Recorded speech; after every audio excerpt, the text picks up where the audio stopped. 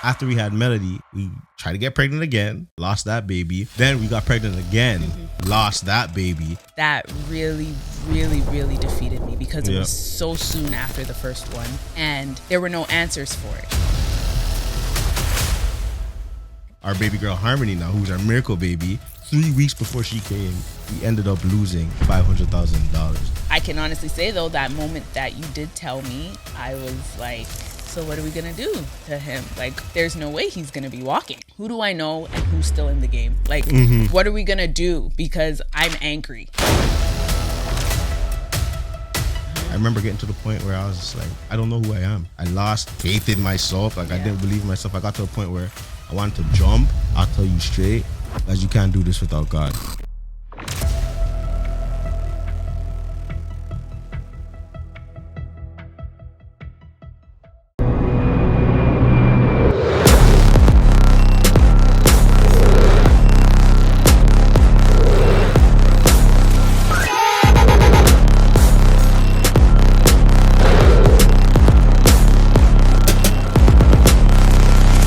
What's going on, world? You already know what time it is. It's your girl, Nicky. And your boy, Dina. You are officially tuned into the BKBQ podcast, where we highlight Black love, Black power, Black unity, Black excellence, Black legacy, Black everything, man. You already know what time it is. Let's get it. Let's go, baby girl. How you feel? How you feel? I am feeling great. I am happy and I'm smiling. How are you feeling Man, today? I'm feeling good, man. It's late. Like, it's late. But I mean, the kids are sleeping. We here. We doing what we do. And I'm excited. So tell the people what we did today for the first time. So for the first time today, we did some couples therapy and I thought it went really well. How did you feel about it? I think it was something that's needed. We've been through hell and back, man, over the last couple of years. And I feel like it's really dope that we finally get to, release what's on the inside of us. Because, I mean, day to day is crazy. Kids, all that good stuff, and just gets wild. So it was good. It was a little starter. What do you feel about it? Yeah, I think it was nice for us to be able to just kind of open up and have somebody else give some input, and just kind of dig in and see where we're at and maybe try to get to the root of like why we even decide to start. You want to touch a little bit on why we even decided to start? People may not know, but for those that don't know, that are tuning in right now, like I said, it's been a crazy year and some.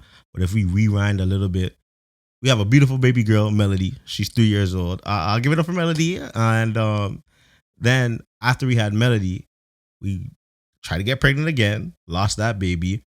Then the doctor was just like, it kind of happens and all that stuff. And, it's normal after, have a pregnancy that, have a miscarriage. So it was like, all right, cool.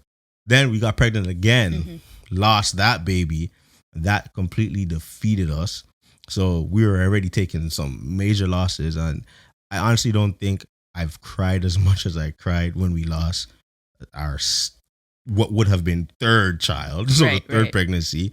It was a lot. Like, I don't really think we talk about how it affects the men. I didn't even know it would affect me the way how it affected me, but it did. And only to find out there was a lot of men that have been going through that stuff that it affected as well. And then coming to our baby girl Harmony now, who's our miracle baby, going through that pregnancy, not sure if we were going to make it out of that one with baby girl living. And she came, but 3 weeks before she came, we ended up losing $500,000. Like, but let's go back, like going through the miscarriages, like how did you feel? Like, just to touch up on that.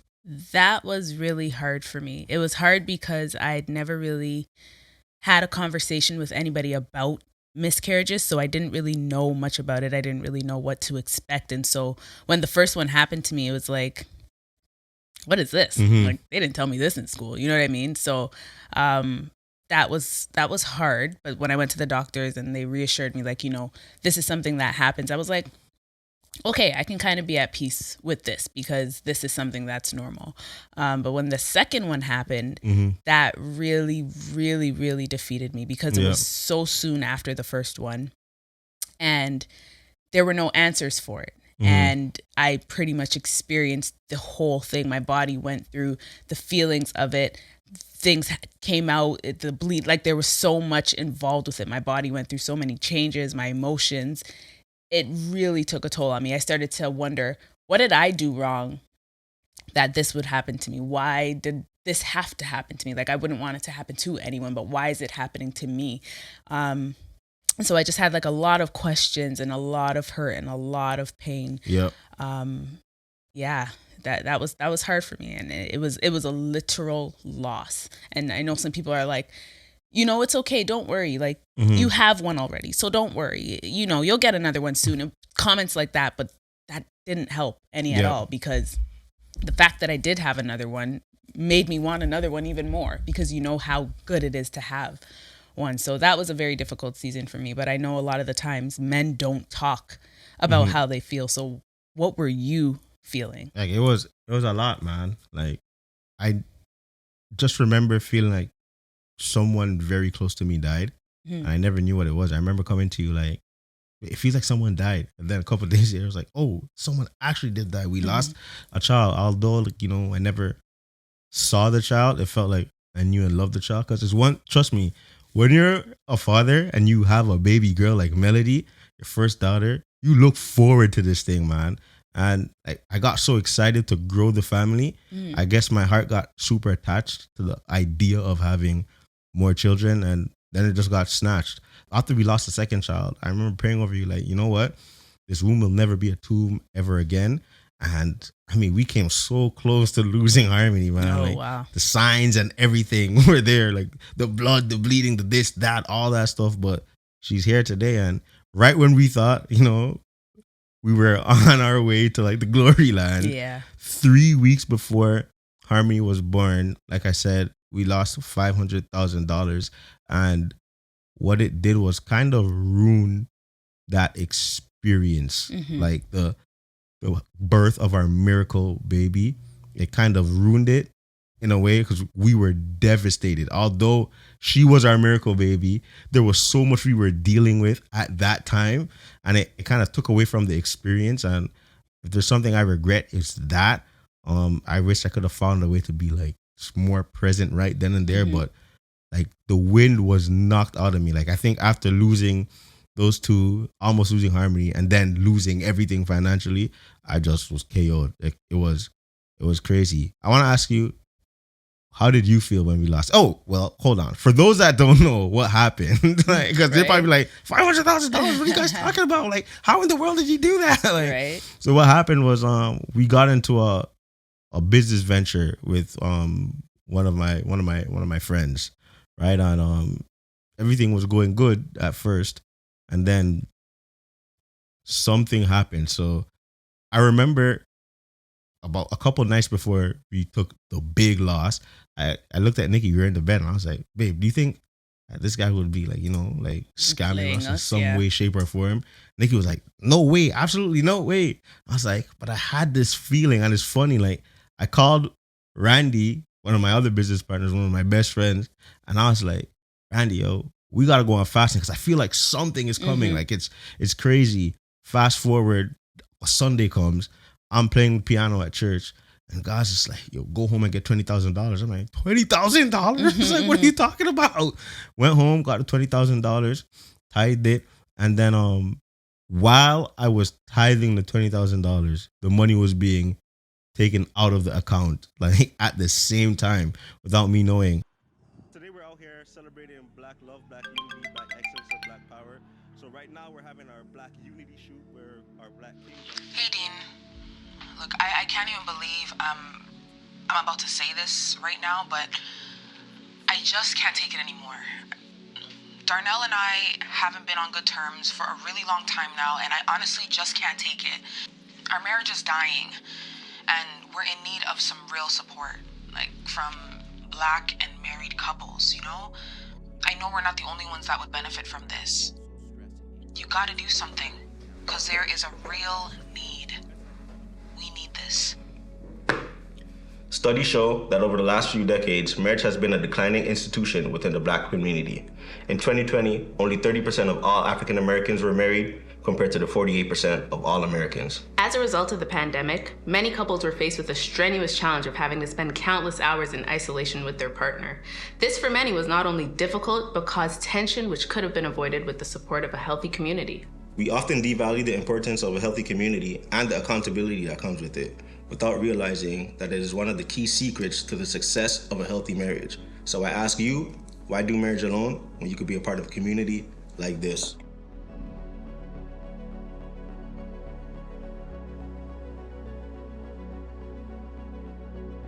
At Black and Married, we've created a space where couples can connect, communicate, and collaborate. Couples can also find community, build lifelong friendships, and gain a source of support. A place where your voice and story will be heard. So again, I ask, why do marriage alone when you could be a part of a community like this? Ladies and gentlemen, welcome to Black and Married. Black and Married.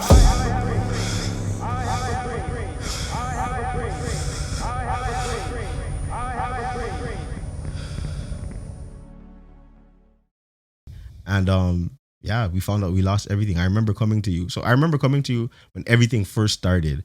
And how did you feel? When everything first started? Yeah, so when I went to you, like, yeah, we got this opportunity and all that stuff. Oh, when you brought the opportunity to me, when I first saw your friend, my initial vibe of him wasn't the best. I think I remember saying like, but why, like whatever. Like I kind of had a little thing, but it wasn't like, don't do business. You know what I mean? And so when we talked about the business and everything, I was good with it. I trust you through everything. And so you had your judgments and you were good with it. So I was good with it. But when things started to get shaky and you weren't having all the answers and I didn't have answers, then I started to feel a little bit worried. I remember we were trying to figure out a number of some sort. And I was like, why don't we just go and ask them? Like, why couldn't we figure that out? So let me explain. So right. We had our money. We were doing investing, like Forex investing, crypto investing. And so we had asked for an account number that we needed, right?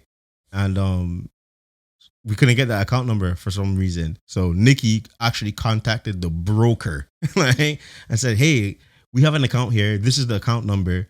Can we see what our account is looking like and everything? Person messaged us by like, that account number doesn't even exist. So we hit my guy. We're like, what is this? And he was like, I got to tell you guys something. He basically lost every single penny and would have never told us that if we didn't confront him. Right. And that was like one of the hardest L's I've ever had to take in my life. Because it wasn't only us. There's other people that were involved as well. And it was a lot. I remember what makes it worse was 7 days before we lost that money, we purchased our house. We closed on the house. Right. So we closed on our house with the intent to live in the house. You were so excited. Yeah, we're going to do this. And then when we lost the money, my first thing was, well, everything that we got left, we got to make sure we make it right with whoever we got to make it right with. And then that took us, that emptied everything. Yeah.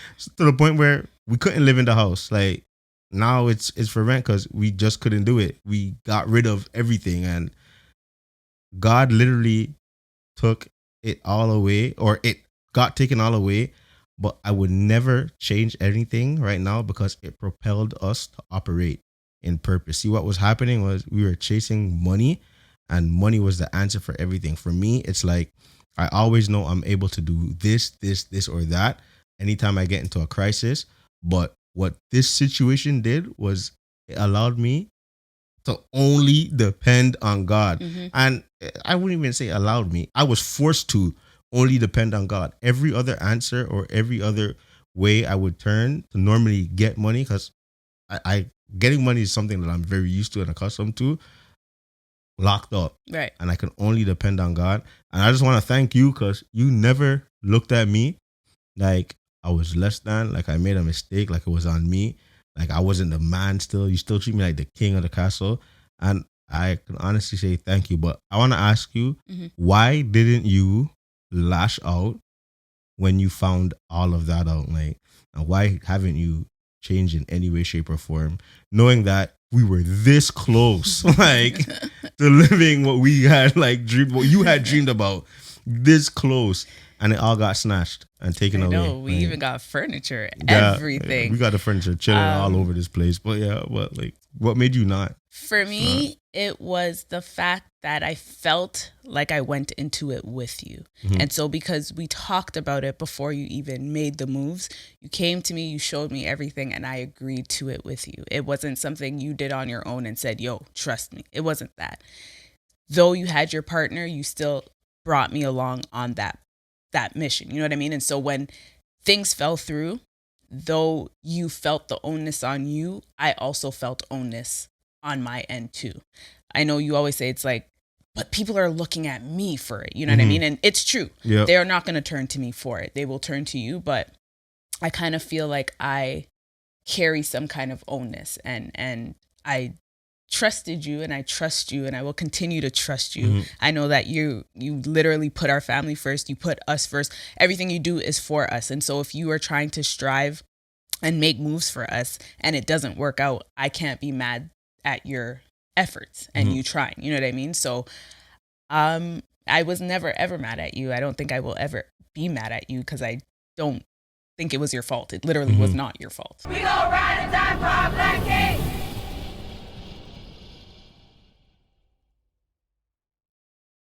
I can honestly say, though, that moment that you did tell me, I was like, so what are we going to do to him? Like, what's going to happen? Because there's no way he's going to be walking. Like, and those are not thoughts that generally come in my mind. But that instant, like the instant you told me, I was like, who do I know and who's still in the game? Like, what are we going to do? Because I'm angry.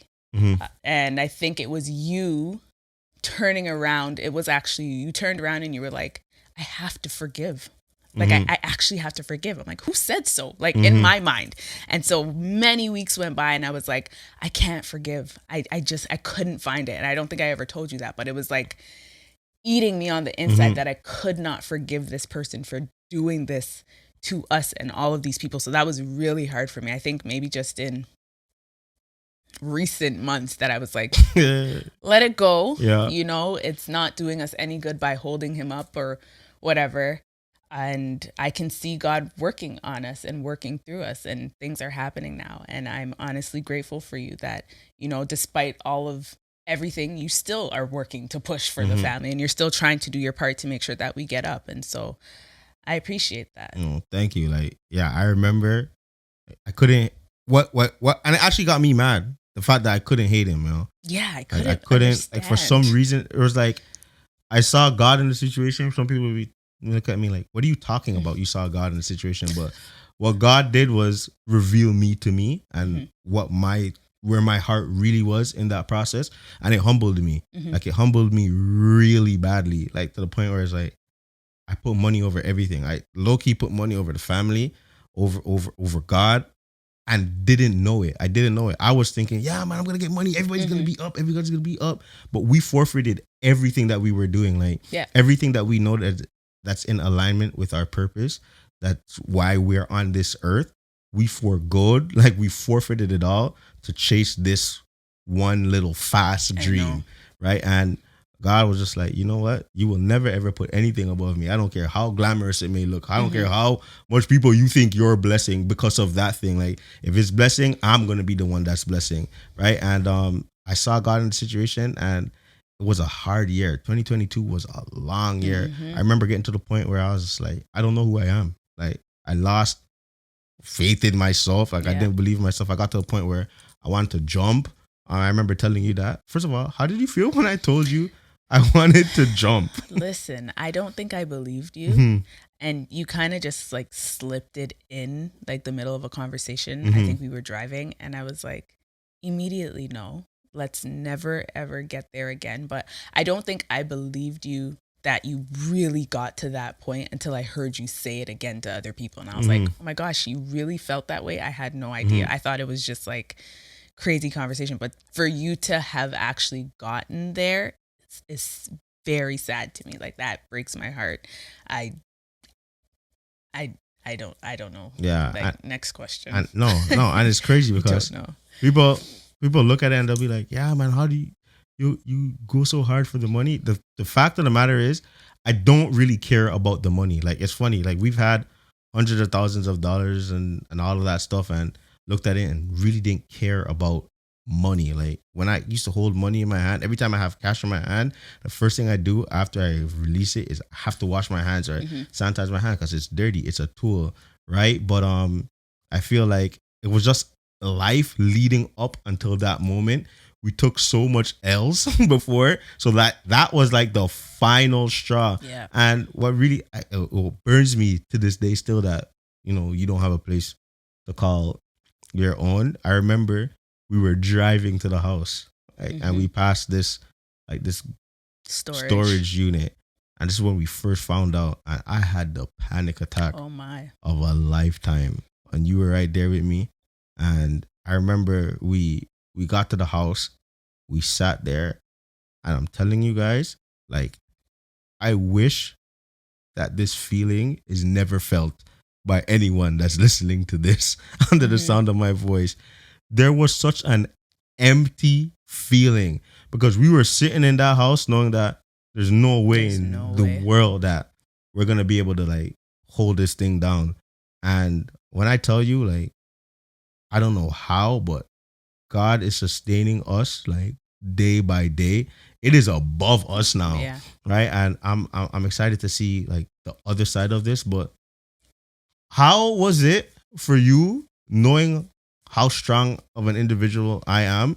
See me break down like that, like, and in those moments, like, I remember there was one time you told me like, I don't recognize you. Yeah. Like, it brought us to a season where I literally did not recognize who you were. And it was so hard for me because knowing you and the person that you are, you're such a strong person. You always know what you're doing. You always know what you want. You always know how to get what you need for what you want. And so seeing you like that, it was so tough because I'm like, I don't even know how to help you. Like, who are you? So that was really tough for me. But I think when we sat down and like had conversations, I think I tried to help as much as I could and just navigate through it to be like, what could we do to make this all work? And we wrote stuff down and, we talked and we tried to figure things out as best as we could. But it was definitely a hard season for me because I was feeling the pressure that I now had to carry this whole thing, but I was like, I'm also lost and I don't know where to go and I don't know how to find myself right now. And it was just such a tough season.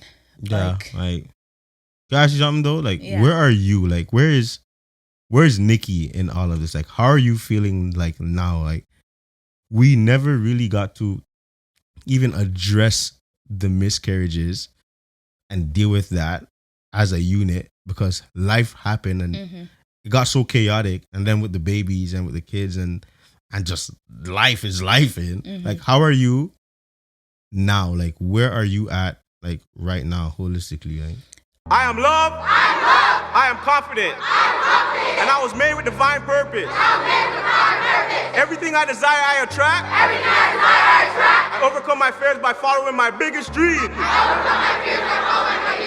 I am more than enough. I have the power to be the difference and create the change I want to see.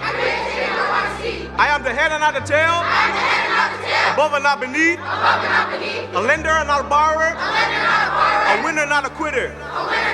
My failures will never define me because I will rise above and be everything I was created to be. My black is proud, my black is strong, my black is beautiful, my black is excellent. Say it loud, I'm black and I'm proud.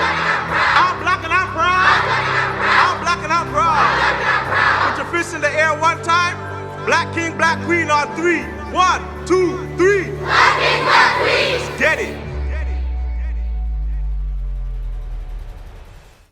I don't think I've really thought about it before, but now that you've asked, I think I am growing. I think I'm just in a season of growing and going. I know what I want to do. I can see it. I'm still scared, but I know what I'm supposed to do. And so this season, I just need to remain faithful. I need to keep trusting and move. I need to go. I need to execute. I've said it before. And things are still tough for me. I still feel sad a lot of the times. I still feel hurt and bothered for a number of reasons, but I'm growing and going as best as I could. And for me, it's like it's hard to trust, but I know I have to trust. Like Right. again, because it's tough when you give your everything to something, and like someone just takes that all away. Yeah. Like we gave our everything to what we were doing, man. And although we see like why it had to happen and where we are right now and what we're doing right now, we're like, we know that situation had to happen, but it's hard to hear that when you're going through what you're going through. Now that we're trying our best to get on the other side of this thing and like really aligning ourselves with purpose, we can see like, all right, we understand the road that we were going down wasn't the best road. And we thank God that, he sustained us and we're still standing, even though like, it's still tough. Like it's still hard. Like there's days where we're just like, I don't want to do this. I don't, like anymore. Like I'm over everything. Like people might see us and just like, yeah, you guys are doing this, you guys are doing that. There's days I want to quit everything. Like quit It's true. everything. Like BKBQ, the podcast, the X, just everything. Like I just don't have it because you wake up, you do something good. Like even after our first podcast episode, you do something good. You go to bed, you look in the ceiling, and it's just like this doesn't scratch the surface of what I have to make up for because of that big loss, right? And it's just like you just got to keep on going. I hate hearing that, but it's like I know we legit just have to keep on going, and it sucks, but I'm happy that I honestly get to do this with you by my side, because I don't think I would have survived if I was doing this with anybody else. If you weren't here with me throughout that entire situation, like it's so important to marry your purpose partner, because even though we got to the absolute bottom and we're still trying to crawl our way out, you've stuck by me, man. Like every single step of the way. Like I would never ever want to go another day in my life without you by my side, man, because you've seen the good, you've seen the bad, and you've seen the ugly, and you love me with every ounce of you. Like, and I thank you, man, because you don't even know how that kept me going, because you look at me and it's like, yo, I trust that you're gonna get us through this. Always. Like you trust, and it's not one of those, oh yeah, he'll do it. Like it's you believe it from the bottom of your heart. And man, I thank you for that, man, because like it really keeps me going. When I was thinking about like, yo, maybe I should jump, I thought of you and the girls, and was like, there's no way I can do it. But it was alarming because the thought came to my mind. That's the thing. Like, so for me, I know I wasn't gonna jump, but I'll be by myself, and it'll just be like the thought comes to my mind, and I think on it and I envision it, I would envision it. I was like, no way, I'm not gonna do that. But the fact that I got that far scared me, and I was able to come to you because you're my safe place, man. Like, so you're my peace, and I thank you for being you. We don't got much time to talk about all of this stuff right now, but honestly, like I have to say, like I wouldn't be able to go through everything that we went through without you by my side. And I really love and appreciate you for that. And I'm so happy that I was able to be by your side with all of this, because at the same time, I would never want you to go through this alone. And I want you to know that you are always doing your best, and you will continue to do your best. You are amazing. You're an amazing father, an amazing husband. You always put our family first, no matter what you do. And for those reasons, I will continue to push with you, and we're going to make it to the end. And that's on period. We got this, and I love you so much. Right. Before we go, like what's something that you would tell to someone that's dealing with loss, like whether it be miscarriage or like hardships, like what we went through? Like, what's something you say to them? Wow. Something that I would say to somebody going through is always go through your experience and feel it. Everything that you feel, allow your body to feel it, because it's those moments, it's those situations that are going to help you help somebody else. And if you have moments where you're just like, I don't want to cry, let it out. If you feel like you need to speak to somebody, speak to somebody. Do everything that your body needs to do, because it will make you feel better. And like I said, it's that experience that it's going to help you help the next person. Right. And what I'll say is like, there comes a point in your life where you just got to get sick and tired of being sick and tired. And that's when you're going to move. And for me, I'll tell you straight, guys, you can't do this without God. Like, point blank, period. Like, you cannot do this life without God. Like, I went through life doing it my way, thinking, you know, I could do this, I could do that.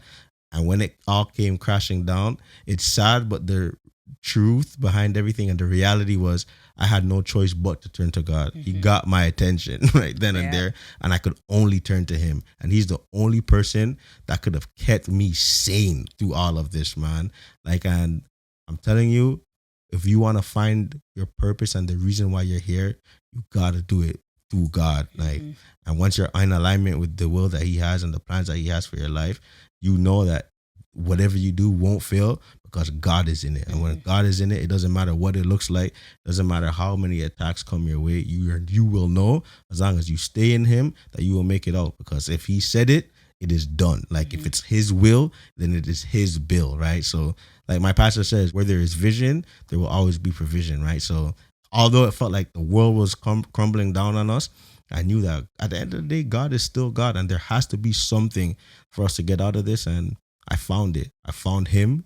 My relationship got deeper with him in this situation. So I'll tell all of you guys, man, if you really want to do this life, like abundant life, find God, do it in God, and you'll never be disappointed. That's all I have to say. Right. Baby girl, I love you. Like, love you too. This was the quick version. Man. For those that don't know, we got SD cards issues. We're on a time limit. So we're looking at the time like, oh my God, it's about to run out. But honestly, thank you guys, man. BKBQ podcast. We just want to be mad transparent with you guys. You already know our message is choose purpose over fear. Every step of the way, that's going to be our messaging as we go forward. And always remember that there's an audience out there waiting on your yes. This was an uncomfortable conversation to have and do it and one day actually post it. But it had to be had because I believe that there's a lot of people that are going through losses that have suffered from something similar to this. I know it could help you. And even if, this video doesn't, you know that someone else went through it, you can hit us up, man, because like, this is what it's about. It's about community. It's about building. This is why we're here. So you guys already know. Once again, there's an entire audience out there waiting on your yes. So I challenge you and everyone under the sound of my voice to choose purpose over fear today. You already know what time it is. It's your boy Dean. And your girl Nicky. And we out. Peace.